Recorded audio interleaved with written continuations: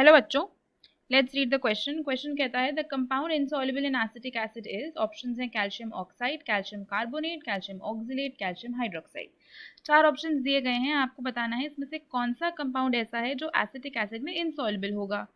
तो की कॉन्सेप्ट में देखेंगे तो क्या होगा, हम सॉल्युबिलिटी ऑफ कंपाउंड्स को डिस्कस करने वाले हैं।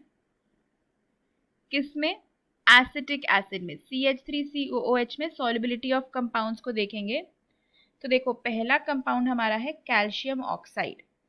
तो देखो कैल्शियम ऑक्साइड जो है जनरली इंडस्ट्री में यूज किया जाता है ग्लास या प्रोक्लीन बनाने के लिए, राइट। एंड ये एसिटिक एसिड के साथ जब रिएक्ट करता है तो उसमें वो सॉल्युबल हो जाता है, और सॉल्युबल होने के बाद बनाता क्या है,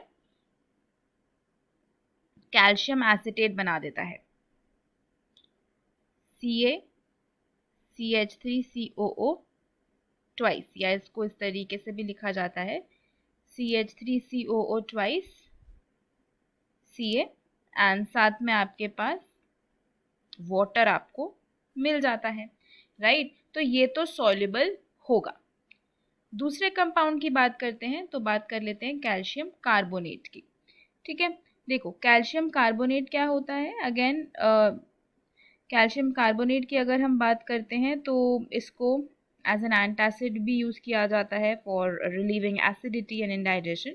और जब ये एसिटिक एसिड के साथ रिएक्ट करता है तो ये फॉर्म करता है अगेन कैल्शियम एसिटेट बनता है एक तो आपका, और साथ ही में आपके पास कार्बन डाइऑक्साइड लिबरेट हो जाती है और आपको वाटर मिल जाता है।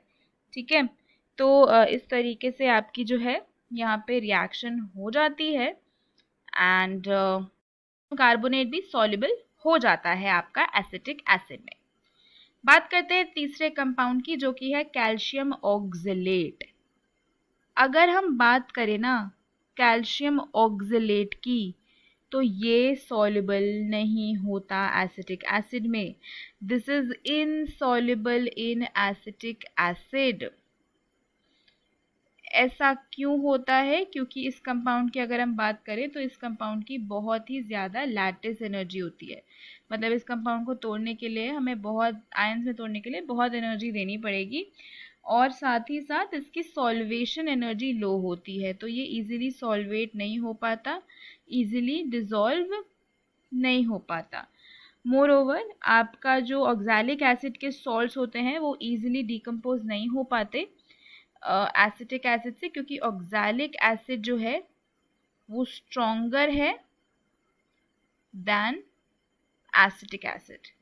ठीक है, तो इसीलिए ऑक्सैलिक एसिड के जो सॉल्ट्स होते हैं, जैसे कैल्शियम ऑक्सलेट भी ऑक्सैलिक एसिड का ही एक सॉल्ट है, तो उसके जो सॉल्ट होते हैं वो डिकम्पोज नहीं हो पाते हैं एसिटिक एसिड से, क्योंकि ऑक्सैलिक एसिड एक खुद ही ज़्यादा स्ट्रॉन्ग एसिड है एसिटिक एसिड से, राइट। तो ये सॉल्युबल नहीं हो पाता। लेकिन अगर हम बात करते हैं फोर्थ जो कि है आपका कैल्शियम हाइड्रोक्साइड की, तो जो कैल्शियम हाइड्रोक्साइड है वो तो डिसॉल्व हो जाता है। कैल्शियम हाइड्रोक्साइड की बात करें तो इसको स्लेट लाइम भी हम बोलते हैं, है ना। तो और इसको जब हम एसिटिक एसिड में डालते हैं तो अगेन ये भी डिसॉल्व हो जाता है, और हमें यहाँ पे भी कैल्शियम एसिटेट मिलता है और साथ में वाटर मिल जाता है। इस रिएक्शन को भी बैलेंस किया जा सकता है। यहाँ पे 2H2O हो जाएगा एंड 2CH3COOH हो जाएगा, rest it is balanced, right. तो ये भी डिसॉल्व हो रहा है। तो कौन सा डिसॉल्व नहीं हो रहा या कौन सा इनसॉल्युबल रह रहा है, वो है कैल्शियम ऑक्सलेट। तो अगर इस क्वेश्चन में हम बात करते हैं तो हमारा जो फाइनल आंसर होने वाला है that is going to be option C, that is calcium oxalate. Hope you understood it well. Best of luck.